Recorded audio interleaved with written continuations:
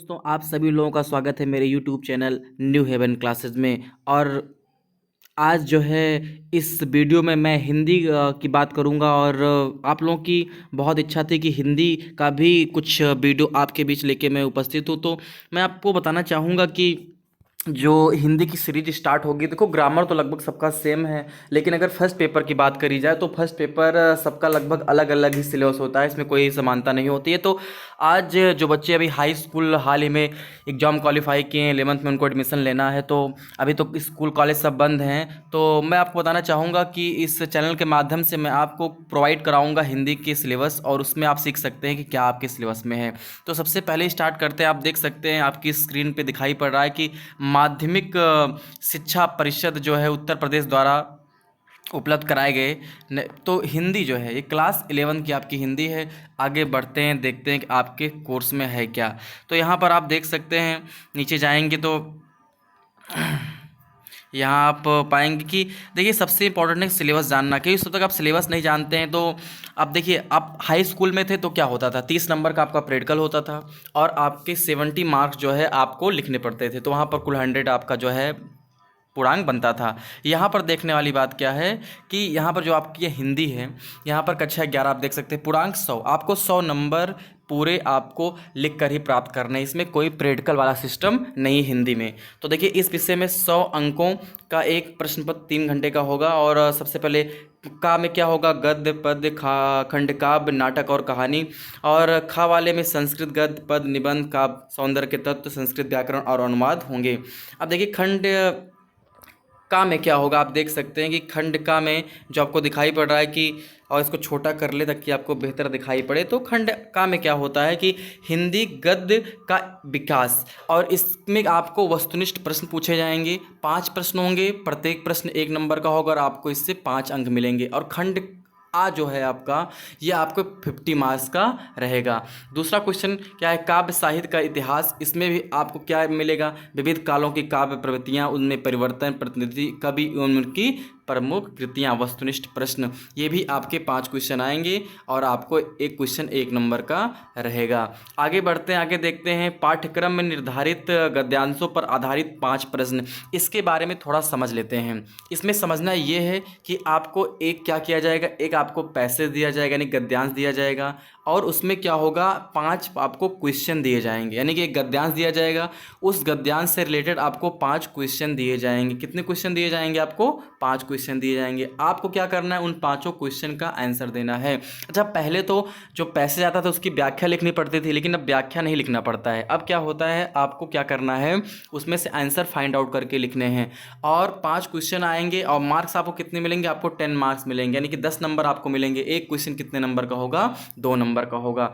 और आगे बढ़ेंगे तो आप पाएंगे कि जो आपका चौथा क्वेश्चन है, निर्धारित पद्यांशों पर आधारित 5 प्रश्न, तो गद्यांश पद्यांश आपको 20 मार्क्स इससे मिल सकते हैं अगर आप यहाँ पर मेहनत करते हैं। 5A यानी कि 5 का क्या है कि गद्य के पाठ के लेखक का साहित्य परिचय, वही जीवन परिचय, यानी कि आपको जीवन परिचय अधिकतम 80 वर्ड का आएगा। और इस आपको कितने मार्क्स का रहेगा, तो यहाँ आप देख सकते हो कि ये आपका रहेगा जो है यहाँ पर 3+2 यानी कि 5 मार्क्स का। और उसी प्रकार आपका जो पद्यांश है, जो आपके कवि हैं, उनका भी जीवन परिचय लिखने को आएगा, वो भी आपको 5 मार्क्स मिलेंगे। उसके बाद छठा क्वेश्चन क्या आता है, छठा क्वेश्चन आता है कहानी चरित्र चित्रण, कहानी के तत्व आधारित पर अत लघुत्तरीय प्रश्न 5 नंबर, नाटक, ठीक, ये आपका 5 नंबर। और आगे बढ़ेंगे सिलेबस में तो आपको मिलेगा खंड खा। तो खंड खा में देखिए क्या पूछता है, खंड खा में पठित पाठ पुस्तक के निर्धारित पाठों के संस्कृत जो आपका होगा उसको हिंदी में अनुवाद 7 नंबर, पठित पाठ पुस्तक से निर्धारित पाठों के संस्कृत पद्य का संदर्भ हिंदी अनुवाद 7 नंबर, पाठों पर आधारित अत लघुत्तरी आपको प्रश्न दिए जाएंगे, किसी 2 का उत्तर देना है, 4 नंबर। काव्य सौंदर्य के तत्व में आपकी रस है, उसकी परिभाषा, उदाहरण, पहचान, अलंकार में आपके शब्दार्थ, हमें कौन कौन से अलंकार, आप इसको देख सकते हैं। और चाहे तो आप सिलेबस का स्क्रीनशॉट भी ले सकते हैं। और अगर आप इसको PDF के रूप में पाना चाहते हैं तो हमारे टेलीग्राम ग्रुप को जो है ज्वाइन कर लीजिए, और उसका जो है लिंक नीचे दिया गया है। और उसके बाद छंद भी सेम सिस्टम है, ये आपके 2 मार्क्स के सब पूछे जाएंगे। आगे आप देख सकते हैं कि निबंध भी है, तो निबंध एक बहुत बड़ा योगदान रखता है, इससे आपको काफ़ी अच्छे मार्क्स गेन आप कर सकते हो। तो निबंध आप देख रहे हैं यहाँ पर कितने नंबर का है, निबंध आपको 9 नंबर के मिलेंगे। उसके बाद संधि है, संधि में कौन कौन संधि है इसको आप देख सकते हो, 3 मार्क्स का। उसके बाद समास है, समास आपको 2 मार्क्स का। शब्द रूप है, आपको जो जो शब्द रूप इसमें दिए गए हैं आपको पूछे भी जाएंगे। धातु रूप है आपका प्रत्यय है। तो ये ग्रामर है, अगर आप 11-12 का ग्रामर तो सेम है, तो अगर आप एक बार ग्रामर पढ़ लेते हो 11th में तो 12th में आपको थोड़ा सा इजी हो जाएगा। तो ये आपका हो गया सिलेबस जो आपका हिंदी में पूछा जाएगा। देखिए इंपॉर्टेंट सब हैं। अब आप यहाँ पर खंड का देख रहे हैं कि लेखक का नाम और पाठ का नाम, तो यहाँ पर लेखक का नाम दिया गया है कि भारतेंदु हरिश्चंद्र, आचार्य महावीर प्रसाद द्विवेदी, श्याम सुंदर दास, सरदार पूर्ण सिंह। तो आप यहाँ पर स्टार लगा होगा। अब स्टार का मतलब समझिए, स्टार का मतलब ये जो साइंस साइड वाले बच्चे होते हैं, जो मैथमेटिक्स लिए रहते हैं, बायोलॉजी लिए रहते हैं, उनको जो है उनकी सामान्य हिंदी होती है, और जो आर्ट साइड के होते हैं उनकी हिंदी होती है। आप देखे होंगे जब रिजल्ट आता है जनरल हिंदी लिखा होता है 12th 11th में, तो यहाँ पर आप देख सकते हैं जो स्टार लगे हुए हैं वो आपको सामान्य हिंदी वाले को पढ़ना है। यानी कि भारतेंदु हरिश्चंद्र जी का एक पाठ है कि भारतोन्नत कैसे हो सकती है, आचार्य महावीर प्रसाद द्विवेदी जी का है एक। उसके बाद ये आपको नहीं पढ़ना है श्याम सुंदर दास का, आपको पढ़ना है सरदार पूर्ण सिंह जी का आचरण की सभ्यता। डॉक्टर संपूर्णानंद जी को आपको पढ़ना है शिक्षा का उद्देश्य। उसके बाद राहुल जी का पढ़ना आपका यात्रा वाली चीज़ें बहुत लिखा करते थे। और राम वृक्ष बेनीपुरी, सड़क सुरक्षा, ये आपको पढ़ने हैं। और जब काव्य की बात हम लोग करेंगे तो काव्य में हमको क्या क्या पढ़ने इसको देख लेते हैं। तो काव्य में हमको पढ़ना है कबीर दास का साखी और पदावली रहेगा, मलिक मोहम्मद जायसी जी का नागमती रहेगा। ये नहीं रहेगा, ध्यान दीजिएगा, क्योंकि इसमें आप देख सकते हैं कि स्टार नहीं लगा हुआ है। तो वही दोनों सिलेबस सेम ही। जो आर्ट साइड वाले बच्चे होते हैं उनको ये चीज़ पढ़नी होती है कि मलिक मोहम्मद जायसी का नागमती वियोग वर्णन आपको नहीं पढ़ना है। साइंस वाले बच्चे, अगर आप साइंस से रिलेटेड हो, अगर आप जर्नल हिंदी वाले हो तो आपको नहीं पढ़ना है। सूरदास जी को आपको पढ़ना है, विनय वात्सल, गोस्वामी तुलसीदास, भरत महिमा, कवितावली और गीतावली। देखिए कभी कभी ऐसे भी एग्जाम्स में पूछता है, अगर आप कोई एग्जाम देते हो आगे चल के, तो कि कवितावली किसने लिखी है या गीतावली किसने लिखी है, दोहा वाली, विनय पत्रिका, ये सब बहुत ही महत्वपूर्ण है। तो इसको आप वैसे भी याद कर सकते हो। ये विकल्प में भी कभी आ सकता है कि कवितावली के रचनाकार का नाम बताओ, तुलसीदास, सूरदास, कबीरदास या बिहारी। तो आप आसानी से टिक कर सकते हो अगर आपने इसको पढ़ा है। उसके बाद आपको पढ़ना है कविवर बिहारी का भक्ति और श्रृंगार। फिर भूषण जी को आपको पढ़ना है।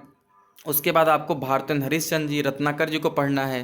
तो ये चीज़ें आपको पढ़नी हैं अगर आप साइंस साइड के स्टूडेंट हो तब। उसके बाद अगर बात करी जाए किसमें, हम लोग बात करें कथा साहित्य हेतु निर्धारित पाठ्यवस्तु की, तो इसमें प्रेमचंद जी हैं, जयशंकर प्रसाद हैं। प्रेमचंद जी ने क्या लिखा, बलिदान। जयशंकर प्रसाद ने आकाशदीप। भगवती चरण वर्मा जी ने लिखा है, यशपाल जी को आपको पढ़ना है। तो ये आपका सिलेबस हो गया। और अगर आप नीचे बढ़ेंगे तो आप देख सकते हैं कि नाटक, सहायक पुस्तक क्या है, ये सारी चीज़ें हैं। खंडका में आपको कौन कौन से चैप्टर पढ़ने हैं तो आप यहाँ देख सकते हैं बेहतर तरीके से। या वंदना है, यानी कि जिसमें स्टार लगे हैं उसको पढ़ने हैं सामान्य हिंदी वालों को। और देखिए लिखा भी यहाँ पर आप देख भी सकते हो कि सामान्य हिंदी के छात्रों को स्टार वाले पाठों का अध्ययन करना है।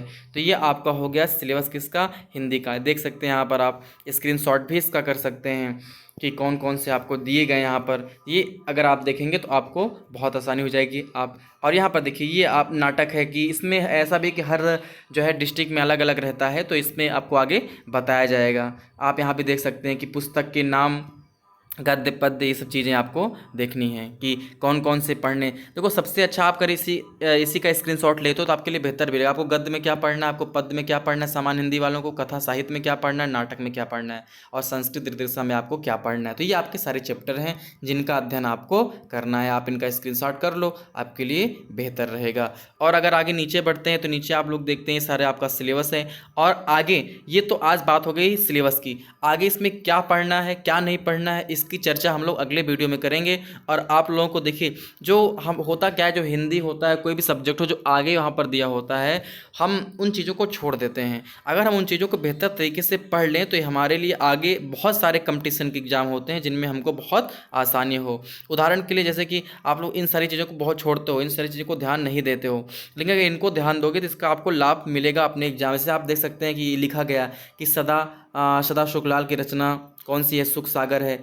मुंशी इंसान अल्लाह खां ने क्या लिखा है? रानी केतकी की कहानियाँ लिखी हैं। नास के तो पाख्यान लिखा गया है। इनकी रचना प्रेम सागर लल्लूलाल की। तो ये सारे आपके एग्जाम में आने वाले प्रश्न हैं। तो जो ये चीज़ें लिखी होती हैं इनको भी अगर आप ध्यान से पढ़ते हो तो ये आपके लिए बहुत ही महत्वपूर्ण सिद्ध होंगी। और अगर वीडियो पसंद आया हो तो वीडियो को शेयर कर दीजिए अपने दोस्तों तक, वीडियो को लाइक कर दीजिए, और अगर चैनल पर नए हैं तो चैनल को सब्सक्राइब कर लीजिए, क्योंकि आपको सारे सब्जेक्ट की यहाँ पर वीडियो मिलेगी। अगर आप PDF चाहते हैं तो हमारे टेलीग्राम ग्रुप को ज्वाइन करिए। धन्यवाद।